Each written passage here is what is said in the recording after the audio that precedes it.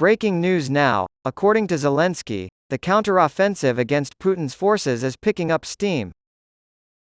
President Volodymyr Zelensky of Ukraine has stated that the country's counteroffensive to drive back occupying Russian forces is about to gain pace, as Kyiv anticipates more military aid from its allies, including the U.S.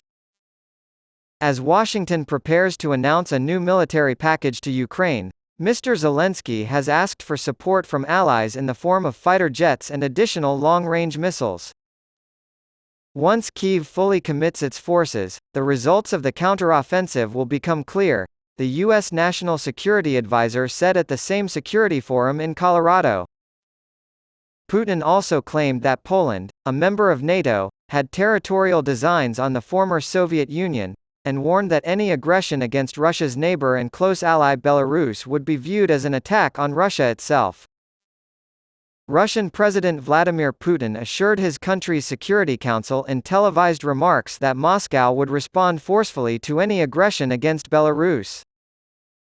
And ahead of a BRICS summit in Johannesburg next month, a South African court has issued an arrest warrant for Mr. Putin.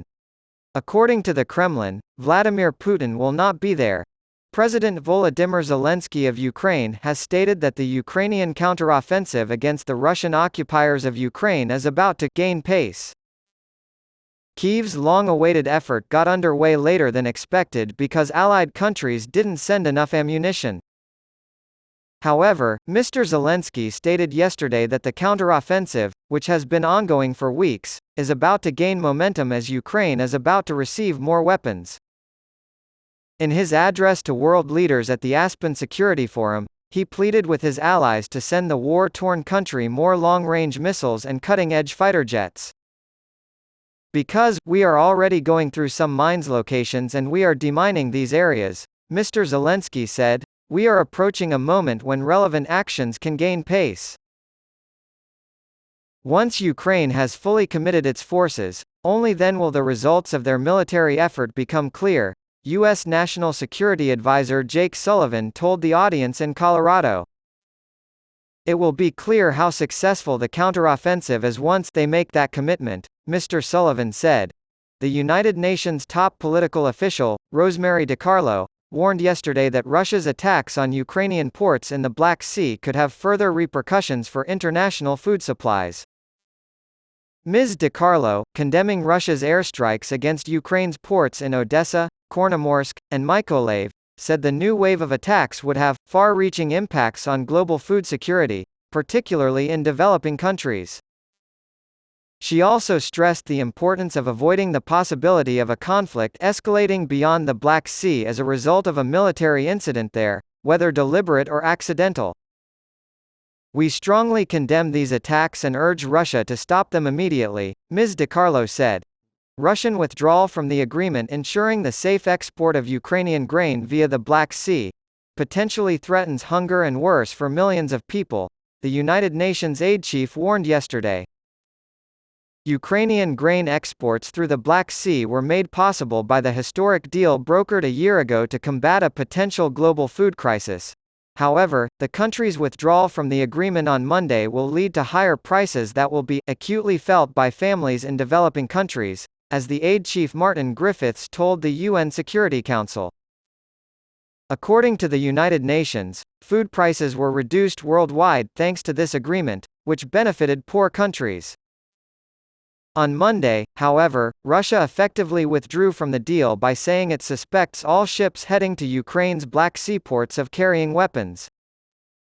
Mr. Griffiths was quoted by Reuters as saying, "Some will go hungry, some will starve, many may die as a result of these decisions."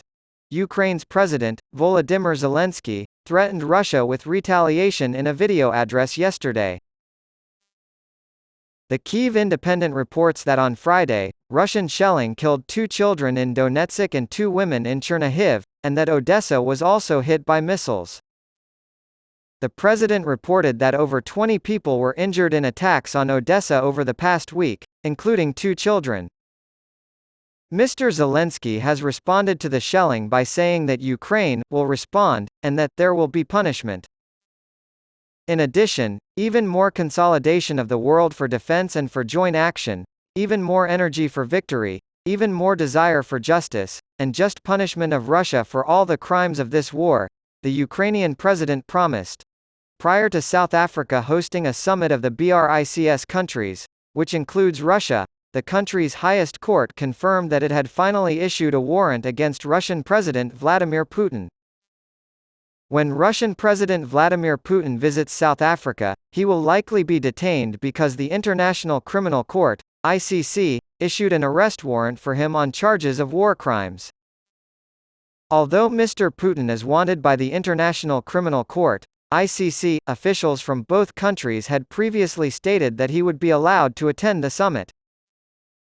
Then, on Wednesday, South Africa announced that Mr. Putin would not be attending the summit and that Foreign Minister Sergei Lavrov would be representing Russia instead. On Friday, a Pretoria Court of Appeals confirmed that the government agency had indeed dispatched the warrant. During his speech at the Aspen Security Forum, Ukrainian President Volodymyr Zelensky called for the destruction of the bridge connecting Ukraine and Crimea. He stated that the bridge was a legitimate target for Ukraine and that it should be neutralized. The Crimean Bridge is more than just a transportation link. This highway is used to transport weapons and ammunition to the front lines. Moreover, it further militarizes the Crimean Peninsula. According to Mr. Zelensky, this is a legitimate military target because it is an enemy facility constructed in violation of international law. His next statement was, "And any target that is bringing war must be neutralized."